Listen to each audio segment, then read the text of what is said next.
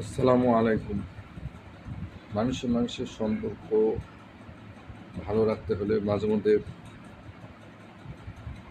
বধির হতে হয়, অন্ধ হতে হয়, শুনেও না শোনার ভান করতে হয়, আবার অনেক সময় বুঝে শুনেও চুপ থাকতে হয়। তবে সব অন্যায় মেনে নেওয়া ঠিক না। ছোটোখাটো ভুল ত্রুটিগুলোকে ক্ষমা সুন্দর দৃষ্টিতে দেখে বা নিজে অনেক সময় মাজলুম হিসেবে থেকে অন্যের ভালো চেয়ে ভালো থাকলেই সমাজ সুন্দর হবে। আমরা অনেক সময় ছোটোখাটো বিষয়কে বড় করে দেখে অনেকে তুচ্ছ-তাচ্ছিল্য করে কোনোরকম ভুল ত্রুটি পেলেই অন্যের সঙ্গে লেগে যায়।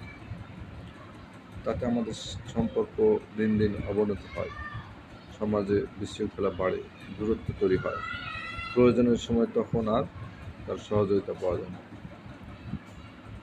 সুতরাং আমাদের একটু বধির হয়ে থেকে হলেও সবার সাথে সুসম্পর্ক বজায় রাখা উচিত।